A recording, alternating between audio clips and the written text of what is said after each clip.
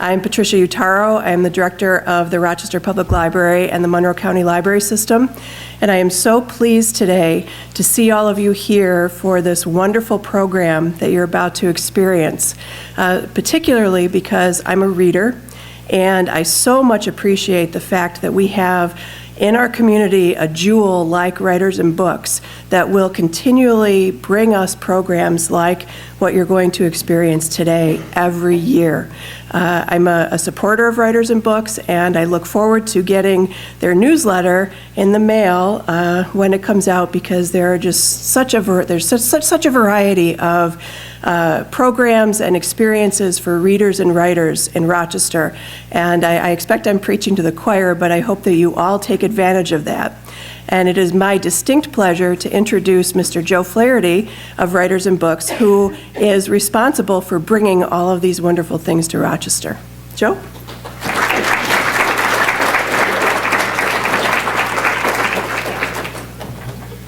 Thank you very much, Patty, and it's a real pleasure to be here at the Central Library of Rochester and Monroe County, the heart of the library system, and also want to thank the Friends of the Rochester Public Library for their support. We, in addition to being here, last evening we were at Penfield Public Library, and this evening we'll be at Greece Public Library, and this is the first time we've been at Greece. But throughout the past month there have been book discussions taking place at branch libraries throughout the county. So the county library system plays an integral part in having us reach audiences with If All of Rochester Read the Same Book. So we're very glad to be here. Each year we try, when we select the book for If All of Rochester Read the Same Book, to come up with something that's a bit different than what we did, especially the year before, but also throughout what is now a 14-year history of doing this program. And we look for a book that's obviously a good read, one that stresses our collective sense of humanity, but especially provides a window into a world that we wouldn't normally look into and discover something that we wouldn't know without reading the book. And this year, I think we've really achieved choosing something very different. I think it's an appropriate read given the winter that we've all just gone through, to read about the snow child.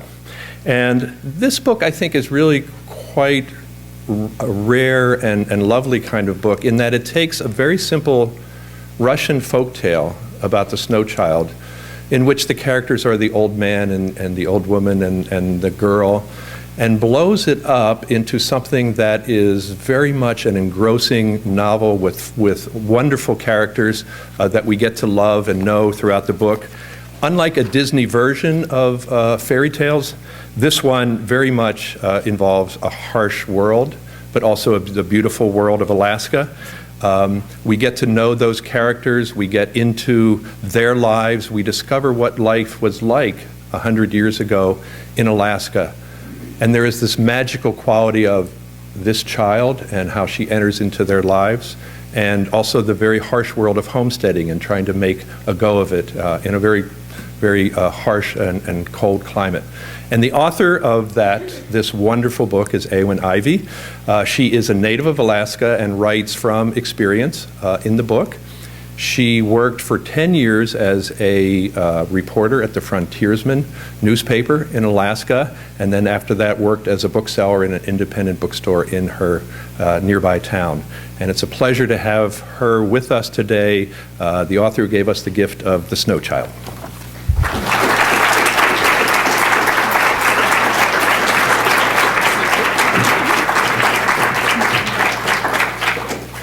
Hello, everyone. First off, I just want to say I'm so impressed with everything that Writers and Books does, but also the whole entire community of Rochester. I got to be at the School of Arts this morning, and the attendance at these events and the enthusiasm for arts and literature in this community. To be honest, I'm a little envious. We have a burgeoning arts and literature community in Alaska. We're a small population, and it's growing, but to imagine the kind of things you guys have all done, I hope that someday we can get to this level in a beautiful facility like this, and it's really fantastic. And I really also think that without readers turning out for these kind of events, it can't happen. So really, it can't happen without all of you. So I really appreciate you showing up on a day like this. What I was hoping to do today is maybe talk a little bit about how I came to write The Snow Child, maybe read a few excerpts, but then I'd like to open it up to questions. I tend to do better if I feel like I'm having a conversation with all of you. So maybe you can kind of be thinking in the back of your mind, if you've read the book or had a book discussion about it, if you have any questions, or about my writing process, if you're a writer and you're interested in how my book got to be published, or my life in Alaska, whatever. I'm very open to talking with you all. So as Joe mentioned, I grew up in Alaska, and I grew up in a family of avid readers. My mom is a poet, and my dad had his degree in English literature. Although they both worked other kinds of jobs, books were just very much a part of my growing up. And I think as a child, I thought of myself first and foremost as a reader, not necessarily a writer, but a reader. And I always tell this joke that my husband and I have been dating since we were in high school, and he would come over to our house and he'd say, "It's like a library in here," because we'd always be reading. Even if the television was on, we'd always have a book in our hand and talking about the books we were reading. So I kind of always took it for granted that somehow books and writing and reading would be a part of my life. But I'm also very practical and pragmatic, and I knew I had to earn a living somehow. So I ended up getting my degree in journalism, and I came back to, it was in Bellingham at Western Washington University, was where my husband and I went to school. We came back to Alaska with the plan that I would do the 6-week internship at my hometown newspaper, and then I'd be off to other things, 10 years later, I was still there, and very happily in a lot of ways. It was a wonderful experience as a writer to just be producing that much word copy, to be writing that much and working with editors, and I ended up doing some editing. But I did have this realization at one point that it wasn't the kind of writing and reading that I loved. I had never been someone to rush out to read the morning newspaper, or I didn't love magazine articles. I loved novels, and that's what I had always read. And I thought, I've got to take this opportunity and just seize the day, and I'm going to try to make a go of this fiction writing. So I went to work at our local bookstore, and to be honest, it was kind of a scary move for me, because it was, giving up what is technically a real career as a journalist, not a great paying one, but it is a real career, to work at an independent bookstore that was just starting out. But it ended up being the best move I could have made as a writer, because suddenly I was surrounded in the community by the people that loved arts and literature, that wanted to talk about books. I was just handling physically and looking at books all day and thinking about them. And it was there that I actually discovered the little fairy tale, The Snow Child. And it's fun because Writers and Books actually has a copy of it there. And it's illustrated by the Alaskan artist Barbara LaValle. And it was funny because growing up there and having children of my own, I felt like I knew most of the Alaskan children's books, and I knew a lot of fairy tales, but I had never come across this specific work. At the bookstore, I always joke that I thought that if you got to work at a bookstore, and maybe this is like at libraries too, maybe you think, I'm just going to get to sit around and read all the time, right? It doesn't really work that way. It was very rare that I was I happened to be there by myself. It was at night. I was getting ready to close, and I thought, I'm just going to flip through this real quick. And I read it. It's a very simple little story about the old man and woman who can't have children and build a little girl out of snow, and she comes to life. And it really was, I don't necessarily usually believe in these kind of moments for artists and writers, but it was like a lightning bolt moment. I thought, oh my gosh, this is it. This is the story I want to tell. The challenging thing about it is I had been working on a completely different novel for 4.5 years. And it was probably, I would guess, 3/4 of the way done. And I was faced with this new challenge of what do I do? Do I keep plugging away on this novel that feels like drudgery, that doesn't feel like the story I want to tell, but I've put all this time into it? And so I toyed around for a little bit. I joke I was having an affair on my first novel, because I would put my time in with it, and I would put my 2 hours a day of writing, and then on the side I'd be researching Snegorochka, and I was cutting out images that I found of different there's brush and lacquer paintings of scenes from the fairy tale, and that was just where my heart was. So I thought finally I just gave in. I said I'm gonna try to write this new book. And in about a year, I had a first draft, so it was a much quicker experience for me, I think because I was so excited about the idea. So what I did is I took that basic Russian fairy tale and I set it in Alaska, and I think that's what excited me so much about that fairy tale. It was like this key that opened up this new possibility for me as a writer, that I could write about the place that I wanted to write about the themes I wanted to write about, but I could have some fun and bring a little bit of magic, a little bit of mystery into it. So my characters are Jack and Mabel. They come to Alaska in 1920 is when the book opens. And they've come kind of with this hope, this last-ditch effort at happiness, which a lot of people come to Alaska trying to seek out a new life, build something new for themselves.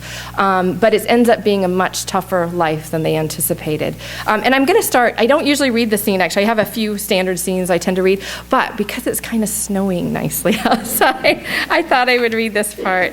And I have to tell you, too, I cheated this time. I was at an event one time where I usually have bookmarks in my book of the places I want to read, and they had fallen out. And I was in front of this very formal crowd. It was one of my very early readings, but my husband was with me. And I was up there, and he could see me probably sweating, and I'm trying to flip through. And finally, from the back of the room, he calls out, "Page 48." So he's not with me. He's back home in Alaska this time with my children. And so I wrote my page numbers on the front of my book so I wouldn't get flustered up here.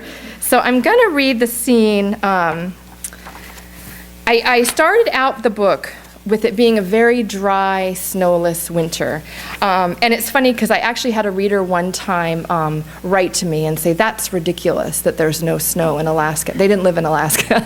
And we do have these winters sometimes where it can just be bone cold, but no snow and very dry. I don't know if this happens here to you all sometimes too, but it's actually my least favorite kind of winter. If it's going to be cold, I want beautiful snow falling, And so that's how their winter starts out, and they are not enjoying their winter, to say the least. And I always have to tell people, it starts out a little depressing, but hang in there. And so I'm going to read the scene where it starts to snow.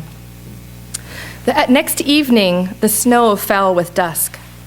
The first flakes clumped together as they twirled and fluttered to the ground, first just a few here and there, and then the air was filled with falling snow, caught in the light of the window in dreamy swirls. It brought to Mabel's mind how it was to be a little girl, kneeling on a sofa at the window to watch winter's first snowflakes filter through the streetlights. When she returned to the kitchen window later, she saw Jack emerge from the woods and move through the snow. His hunt had been unsuccessful, she knew by his low head and shuffle. She went back to preparing dinner. She opened the calico curtains over the kitchen shelves and took out 2 plates. She spread the tablecloth. She thought of the Bensons, their neighbors, their cluttered cabin, and she smiled to herself. Esther, in her men's overalls, how confidently she had strode into the kitchen and flung that dead turkey onto the counter. Mabel had never met a woman like her. Esther did not quietly take her leave or feign helplessness or cloak her opinions and niceties. Last night, her husband George had told the story of how Esther shot a 9-foot grizzly bear in the yard several summers ago. She was home alone when she heard a loud thumping. When she looked outside, she saw a bear trying to break into their barn. The grizzly stood on his hind legs and slammed his massive paws again and again into the wooden door. Then he dropped to all fours, paced and put his snout to the logs, and snuffled. Mabel would have been terrified, but not Esther. She was spitting mad. No bear was going to get her cows. She calmly walked inside, got a rifle, stepped back into the yard, and promptly shot the bear. Mabel could see her perfectly, Esther standing in the dirt, her feet slightly apart, her aim steady, never one to hesitate or worry about decorum. Mabel was at the window again. The snow fell faster and thicker. As she watched, Jack walked out of the barn carrying a lantern, and the snow eddied around him in the circle of light. He turned his head as if he had sensed her eyes on him, and the two of them looked at each other across the distance, each in their pocket of light, snow like a veil falling between them. Mabel could not remember the last time they had so deliberately gazed at each other, and the moment was like the snow, slow and drifting. When she first fell in love with Jack, she had dreamed she could fly, that on a warm, inky black night she had pushed off the grass with her bare feet to float among the leafy treetops and stars in her nightgown. That sensation had returned. Through the window, the night air appeared dense. Each snowflake slowed in its long, tumbling fall through the black. It was the kind of snow that brought children running out their doors, made them turn their faces skyward and spin in circles with their arms outstretched. She stood spellbound in her apron, a wash rag in her hand. Maybe it was the recollection of that dream or the hypnotic nature of the spinning snow, Perhaps it was Esther in her overalls and flowered blouse, shooting bears and laughing out loud. Mabel set down the rag and untied her apron. She slipped her feet into her boots, put on one of Jack's wool coats, and found a hat and some mittens. Outside, the air was clean and cool against her face, and she could smell the wood smoke from the chimney. She let the snow float around her, and then Mabel did what she had as a child, turned her face to the sky and stuck out her tongue. The swirl overhead was dizzying, and she began to spin slowly in place. The snowflakes landed on her cheeks and eyelids and wet her skin. So I think I'll stop with that reading right there. What was really kind of interesting for me with writing this book is that I think, and I don't know if this is true of a lot of fiction writers, for me, I tend to have characters in mind, people that I want to write about, and then I'm trying to find out what happens to them on their path, figure out what the plot is. And with this story, it was very different. I had the plot, the fairy tale. I had this sort of skeleton on which to build around. But the challenge was to figure out who are Jack and Mabel. Why is this, and I have to be careful about this, the old couple, right? They're probably not much older than me. And I'm a little hesitant now to call them old, right? 40s isn't old at all. But I had to kind of play into that fairy tale. They're old enough that they can't have children, and they're young enough that they can kind of reach out and try this new life, to go homestead, which is going to be a back-breaking job. And so I had to kind of figure out who they were. Why are they sad? What's happened to them in their hopes of having children? How do they end up in Alaska? So that was part of my process, was to get to know Jack and Mabel along the way. I'm going to read, let's see, I'm trying to figure out what's right.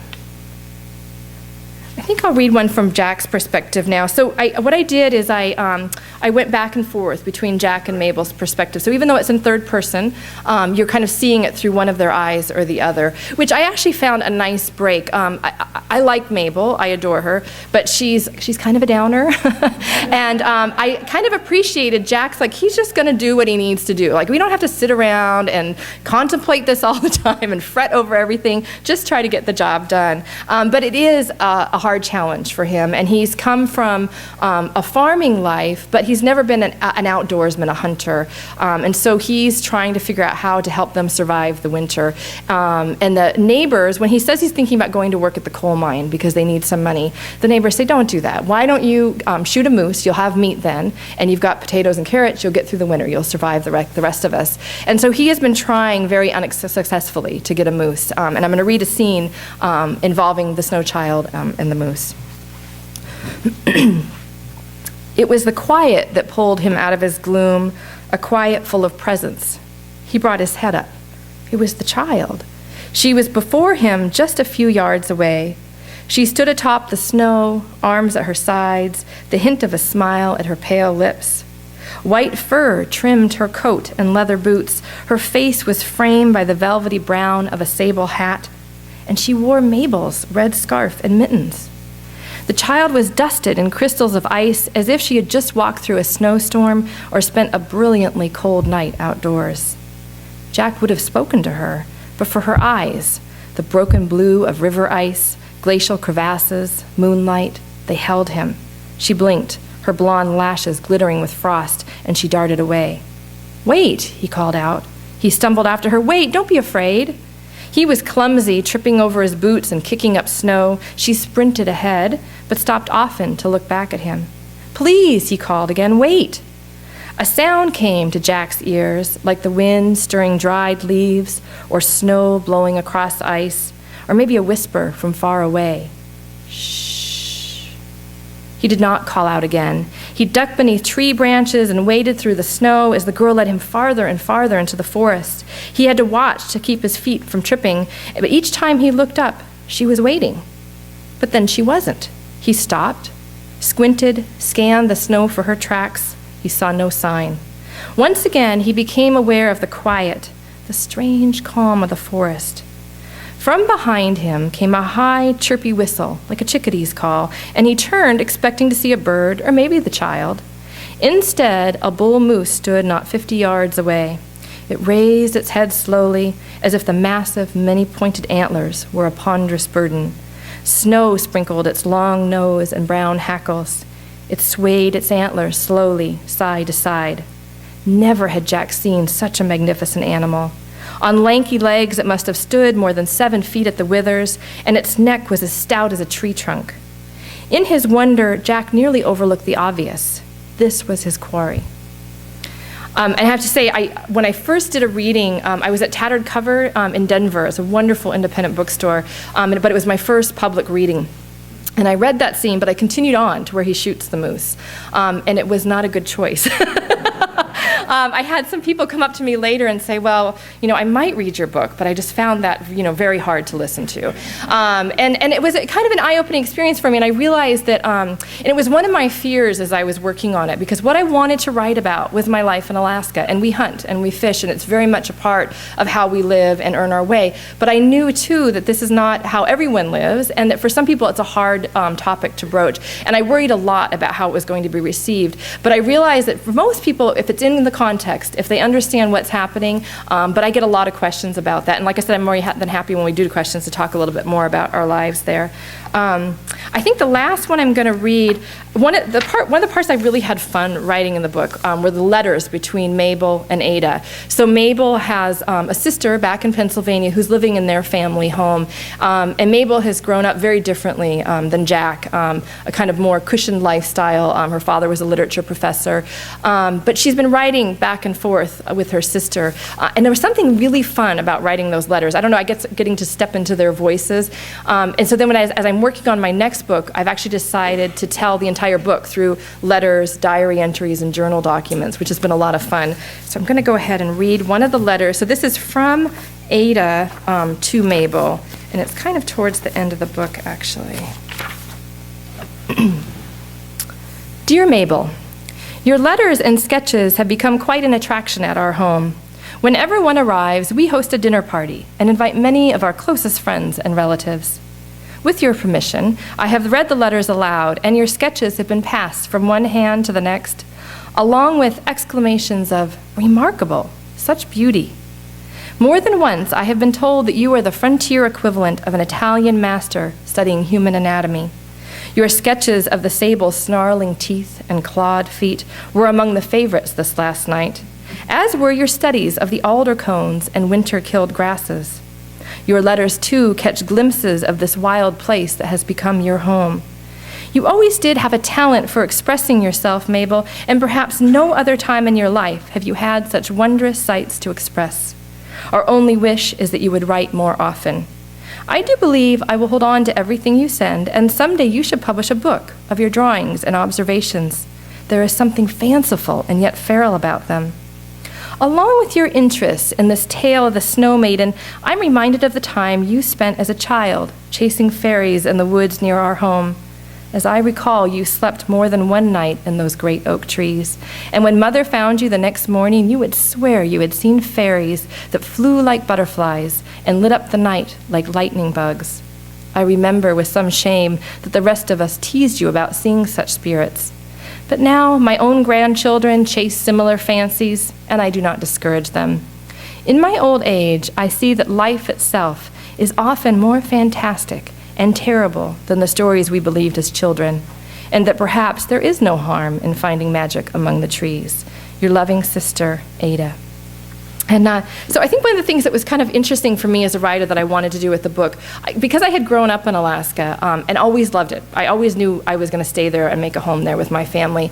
But I was curious about what it would be like to move there and to not love it, to not have known it your entire life. So I got to see it through these new eyes, and I wanted Mabel to fall in love with it eventually, but to earn that. So that was part of, it's funny because even though it's called The Snow Child, I feel like it really is Jack and Mabel's story of their marriage and their new relationship with Alaska as a landscape. So I'd love to kind of open it up for questions now. I actually feel better if I'm communicating with you all. So, wonderful. Yes, yeah. Yeah. So that's a great comment about Faina sort of being representative of Alaska. And I'm really glad you said that. And actually, I don't know that many people have mentioned that. Maybe they pick up on it or not. I definitely wanted her to represent some of the kind of both the beauty and the brutality of the Alaska wilderness. And I think that she was sort of my conduit for Alaska and to sort of mirror some of the things that were happening in the landscape. So yeah, thank you. That was a great comment. Great, that's a great question. The question's about the revision and editing process. And I mean, I don't know, maybe there are some writers out there who just write in a vacuum and instantly just produce brilliant stuff. I don't know. But I am completely dependent on the people around me to give me feedback. So early on, my mother and my husband were my very earliest readers. So my mom is a poet, and we actually had a really interesting deal. We both were trying to be more committed to our writing. So early on, we had a deal that we made that she would give me a new poem, a new draft of a poem every week, and I would give her a new chapter, a draft. But these were so raw and fresh that we decided we could only say good things about them. So we wouldn't criticize. We would just say, I love that you're doing this, you know? And it worked so well for us because it kept us jazzed up and excited. And actually, I have since found that I get more help when people say, what I love what you're doing is this, rather than what I'm doing wrong, because it keeps me focused in the right direction.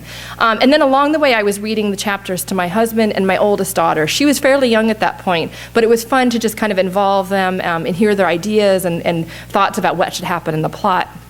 Then what happened is my mom and I had gone down to the Kachemak Bay Writers Conference in Homer. And I always say this, those of you who happen to like writing, even if you're not ready to consider yourself a writer, but you enjoy it on some level, whatever level you're at, go to one of your local writing conferences, get involved with Writers and Books, places like that. The opportunity to interact with the other writers and be inspired is just really wonderful. But we went down there to Homer together, and you know, I went just with the hopes of attending some of the craft sessions, listening to what people had to say. But there was an agent there, Jeff Kleiman from Folio Literary Management, and I recognized some of the books he represented, Art of Racing in the Rain, Finn, some really great books, and I thought, wow, this is the real deal. Like, he's here in Alaska, you know, this is amazing. And my mom said, why don't you go talk to him about your manuscript? And I said, it's only 3/4 of the way done, Mom. I'm not gonna go talk to him. Oh, come on, just seize the chance. You know, so I did. I went and talked to him. So at this point, it was only 3/4 of the way done. And he asked to read the first 100 pages. And I said, oh, shoot, I didn't bring the manuscript with me because I hadn't intended to share it with anyone. So then we had this whole rigmarole with my husband trying to call him about 400 miles away and get him to fax from the local library. This is a shout out to local libraries. He faxed the 100 pages from the local library, and eventually, actually that night, the agent read it and he offered to represent it the next morning. And I literally had to sit down in a chair when he told me. I thought I was gonna like clap. This was so not what I expected of the process. But one of the wonderful and surprising things about it too is Jeff, the agent, he's an amazing editor, and I didn't expect that process. I think that's something happening more and more with agents, that they are working with the authors to help them get the manuscript as good as they can. So I finished writing the manuscript with some of the ideas he'd already given me. He offered some revision ideas. And I have to say, too, I've been so fortunate with both my agent and my editors where they said, what about this? Throw this out. But I've never felt like they said, you've got to do it this way, the way I want you to. It was more kind of raising the questions. What about this? Is this a problem? How can we fix this? So I worked with those edits. And then once it got picked up, it was acquired by Little Brown and Company. My editor there was also wonderful and had some ideas that actually had more to do with shifting things around in time. And so it was actually fairly easy. It was just literally moving chapters around, but I think it actually changed the book for the best. So I think there's lots of people that get credit when a book makes it out into the world, the people along the way that have helped it, yeah. Sometimes it's hard to get those revision comments, but I try to embrace them, so yeah, thank you, great. Yes, right here. It seems to me that Mabel's ability and the sketching she does is a very important part of the story. And I wonder how you came to that, what that part of it is. Right. Well, and this is so funny because I've actually had some people ask, well, why don't you have some sketches in there? I have absolutely no visual art ability whatsoever. So I think that maybe part of it was, I knew that Mabel had kind of become separated from herself in some way, that she was not living the life that she wanted. And for me, books and literature and writing, that would be the part that I would miss if it wasn't a part of my life. So I wanted her to have something like that. And the fun thing about writing fiction is you can live these other lives. And so it was kind of fun to pretend that I'm living Mabel's life of being a beautiful visual artist that can draw these pictures. So that was kind of how it developed. But you know what's interesting is that was something that came along much farther in the writing process. I was constantly learning new things about my character and about my plot. And then what I would do, I would say I was probably 2/3 of the way into it when I realized, oh, she likes to draw. So then I went back through and wove that thread through the story again. And it seems daunting, but it was actually very exciting because because once I realized it was so easy to kind of weave that back, and it made her more real to me in a lot of ways. So yeah, yes. Especially enjoyed your description of the sweet moment between you and Jack, and I wondered what was the inspiration? Oh, thank you. So this is a comment about Jack and Mabel's relationship. Yeah, and I have to say, not to get too sappy on you, but I am very fortunate with my my husband. We've been together for a very long time. And what I had to do with Jack and Mabel was imagine if things had gone wrong, if he and I stopped talking about everything. And so some of the more tender moments are definitely inspired by my love in my life. And it was actually sometimes painful the way Jack and Mabel weren't talking, because it's so contrary to how I work, you know. And I thought, oh, for goodness sakes, just talk to each other. But I had to kind of ride out their relationship and see where it went. So yeah, thank you. Yes, you had a question? Yeah. No, this is wonderful. So this is about kind of the, maybe kind of the simplicity of the language. And it was very intentional in that I wanted to tell it in as much of a fairy tale-like way as I could.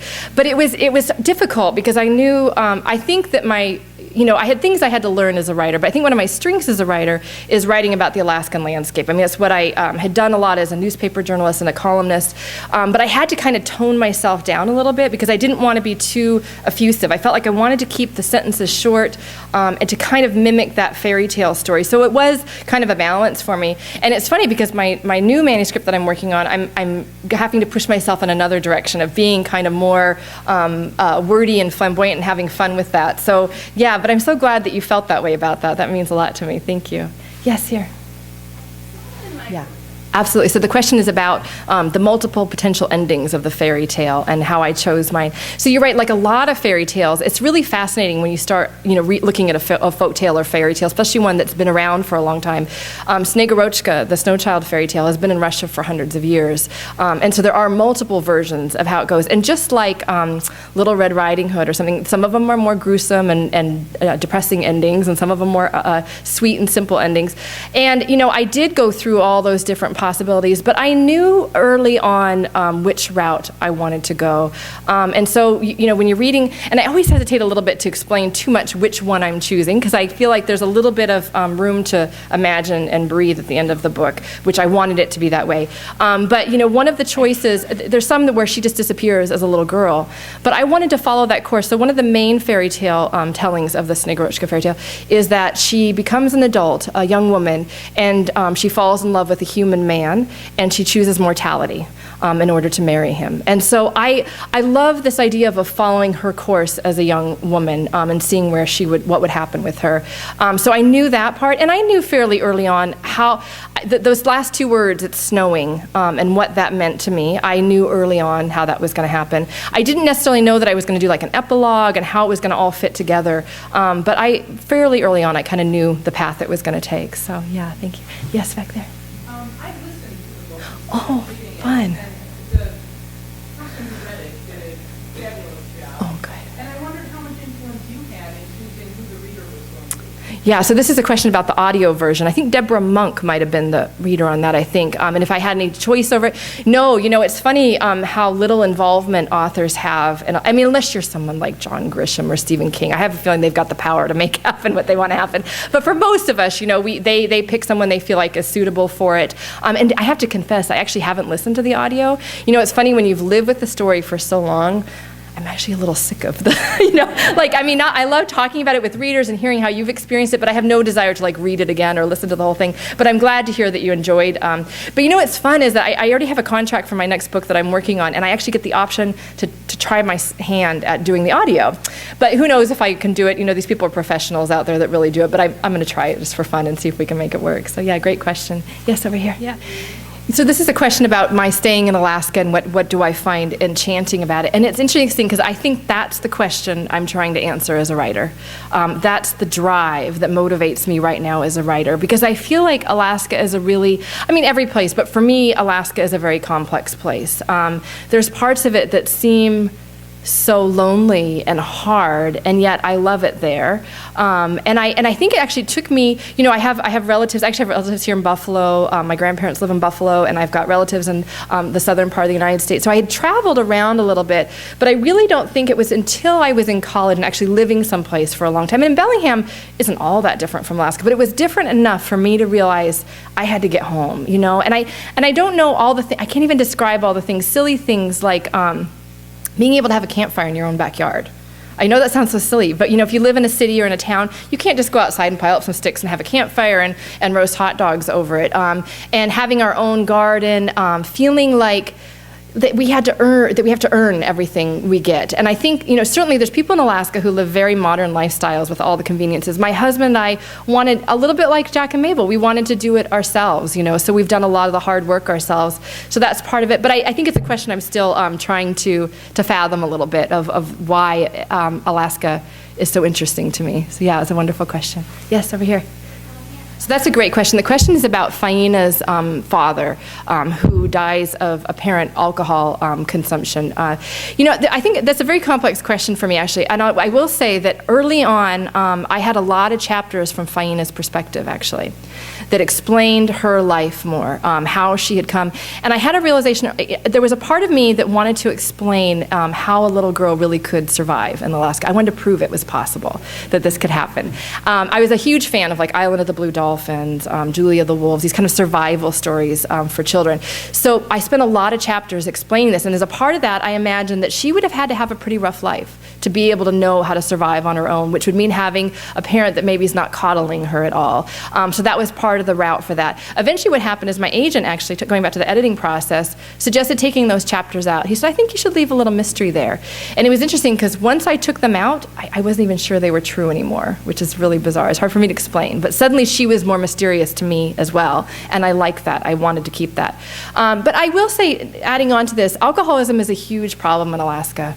It really is. And so going back to that question of Alaska, what it means to me, what issues I'm interested there, I think that was one of the ones I wanted to touch upon in some small way, is the cost of alcoholism to Alaskans and what it does to families and things. So that was part of it too, absolutely. Yeah, thank you.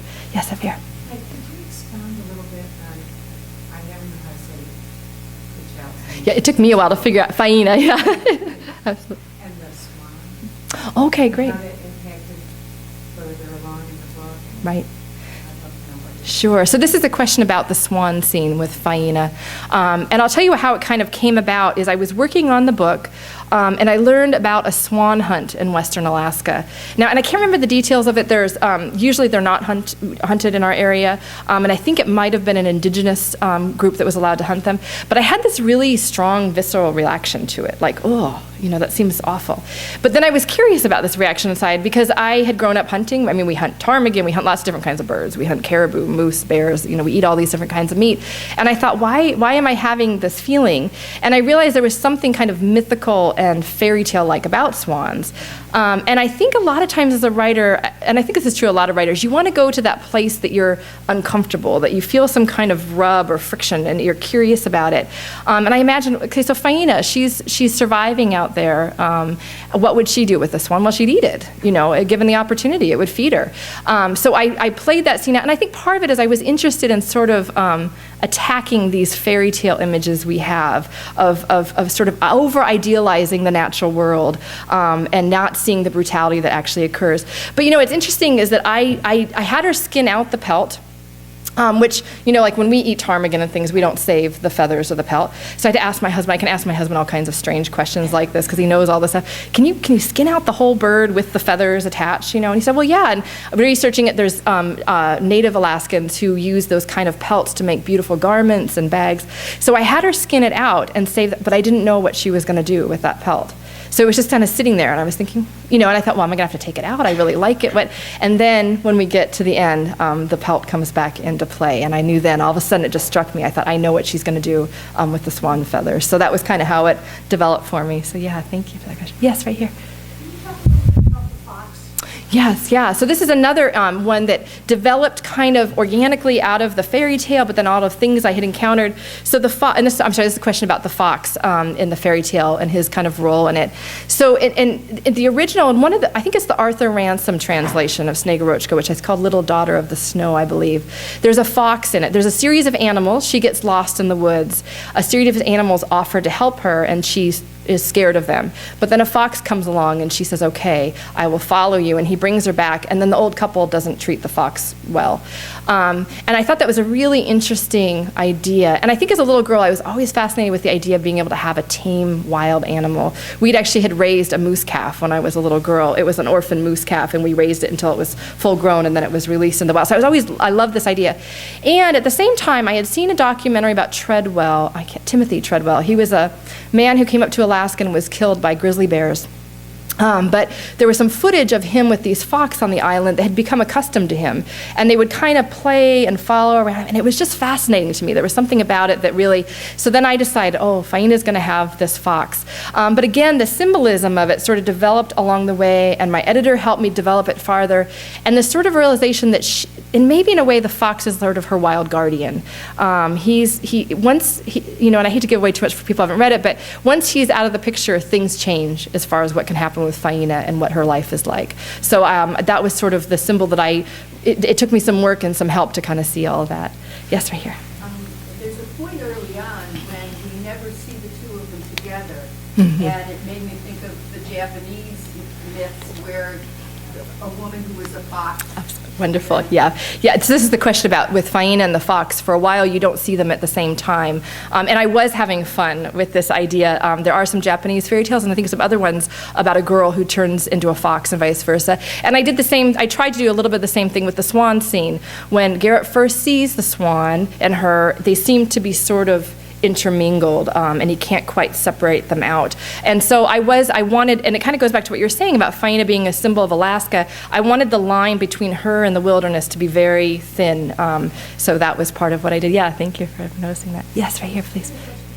It's funny because this is a question about my first chapter and how depressing it is, and I always apologize for that. I tell people, especially if you're starting to read it in the dead dark of winter, I'm like, hang in there. But what's funny is that was another revision. So I kind of had the first chapter in mind that they are at the bottom. I mean, they are really struggling, Jack and Mabel, to find happiness and to just earn their life there.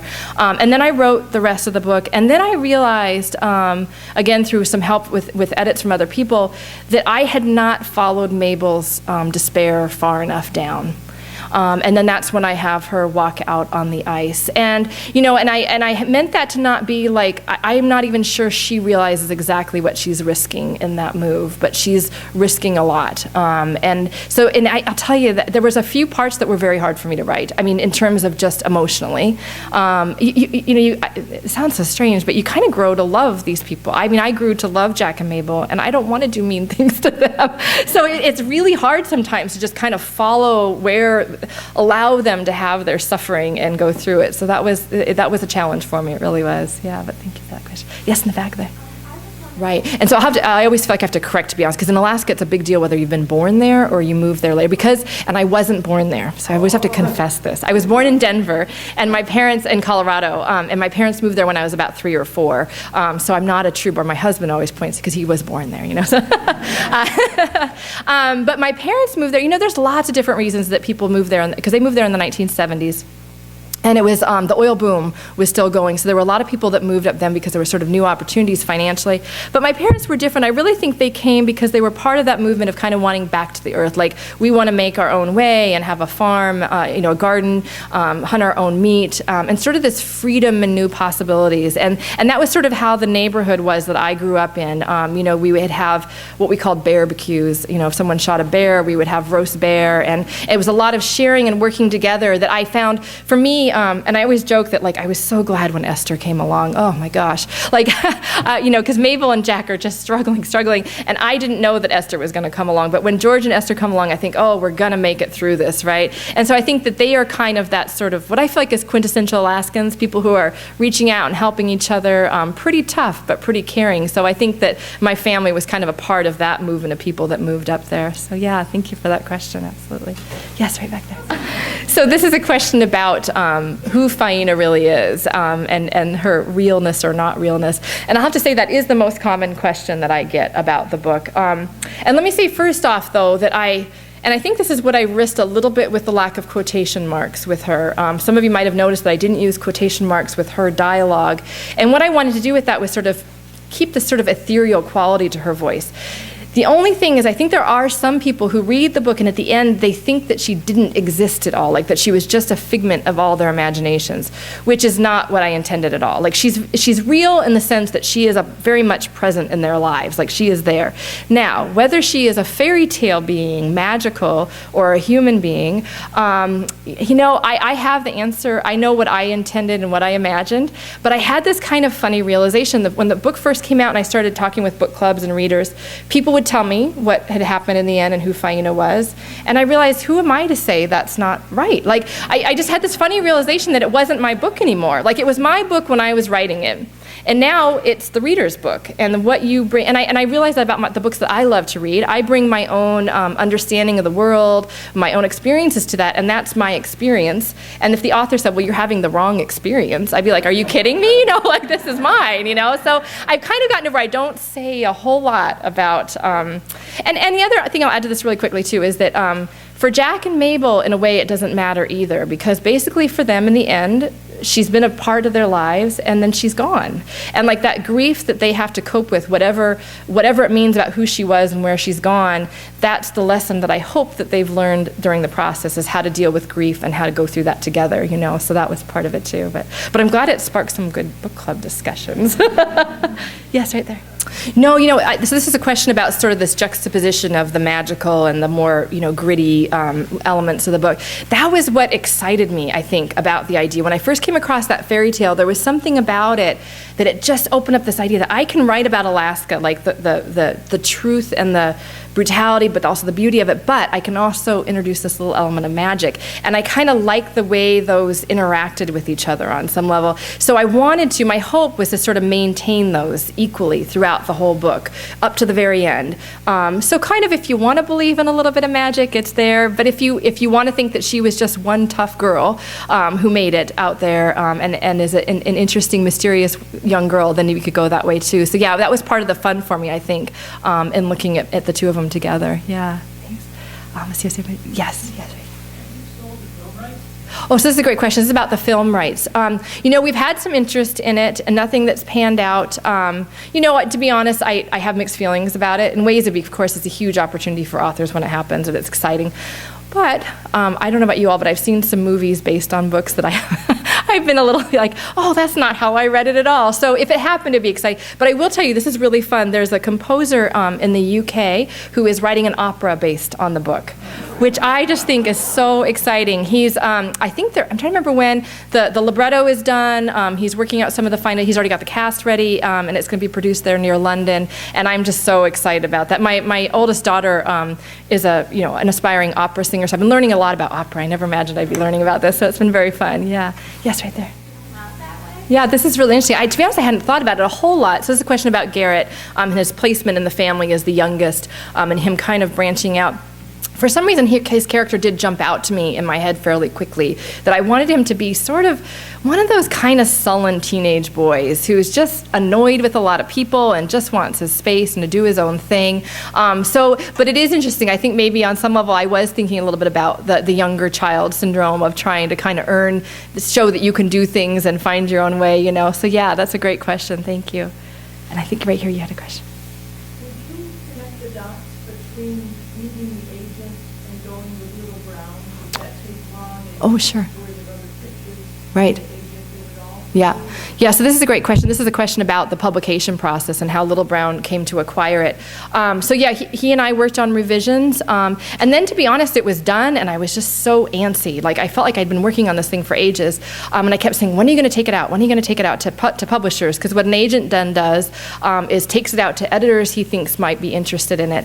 And he said, I think we should wait a while. Like the recession is really bad right now. Publishing was kind of in a flummox, I think, because of ebooks and different things. He said, it's not a great time to take out a debut novel. Let's wait, months, maybe a year. I know, this is just excruciating. Like, I'm a newspaper journalist. I'm used to, you write a story and then it's either in or out and you're on to the next, and I was thinking, so I started kind of working on my next book, and then finally he said, okay, I'm gonna take it out to a few editors. He took it back out, and Little Brown came back fairly quickly. My editor there, Andrea Walker, who is phenomenal, she's at Random House now. She's the one who acquired it. And then they had their own schedule. I think it was like a year and a half, over a year, from when they acquired it to when it got published. And at this point, the people in my hometown are like, yeah, sure you have a book, Because I was working at the bookstore, and they kept coming in and saying, well, like 2 years ago, you said you had an agent trying to sell your book, and that was kind of, and interestingly enough, it came out in Norway first, because it had sold simultaneously to foreign publishers, and I think we're up to like 25 translations now. It's been crazy, but early on, Norway published it first, because every publisher decides their covers, their translations, their publishing schedule. It came out in Norway first, and so I kept teasing, well, you could go get a copy in Norway, I hear, but so yeah, it's a very long, at times, daunting process. It really was, but yeah, great question. Yes, right here. Right. So this is a question about the cover and the colors, and I have to tell you a funny story about this. So, typically, authors have very little, if any, say about the covers. And my editor, she was very kind, though. She talked to me a little bit about what kind of covers I liked and what things I wanted to avoid or whatever. But then she said, I've got this Italian artist, Shout, who had done the cover for City of Thieves, if any of you have. It's actually kind of a similar color. He's a beautiful artist. And she wanted to get him to do a cover for it. But it was so funny because, this is funny, I haven't thought about this in a long time. In my story originally, the mittens and scarf are blue. And he did the cover, and it had red. And I said, oh, shoot, that's wrong, but I actually really like it.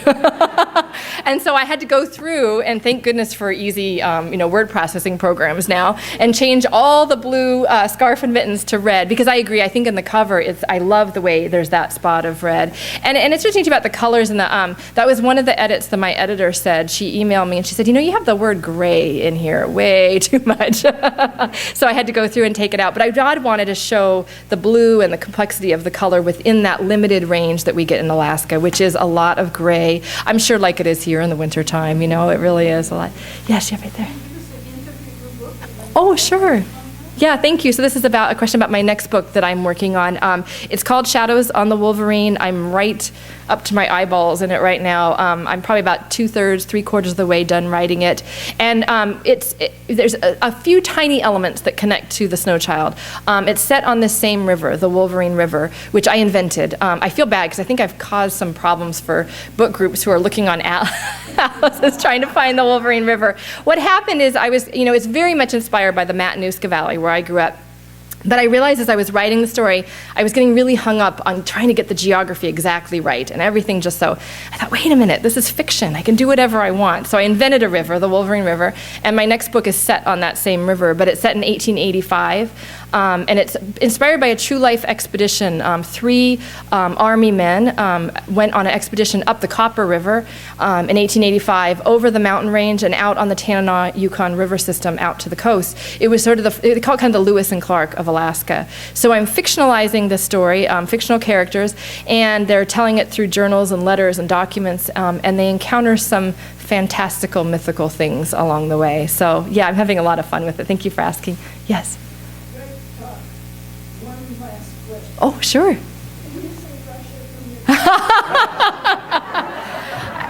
I'm not sure if I should say this, but I had a woman come up to me, I think just last night, and she said, you know what you should say is, I can see Sarah Palin's house from my window.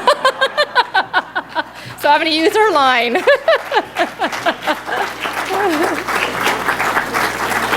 Are we about done? Yeah, thank you all very much.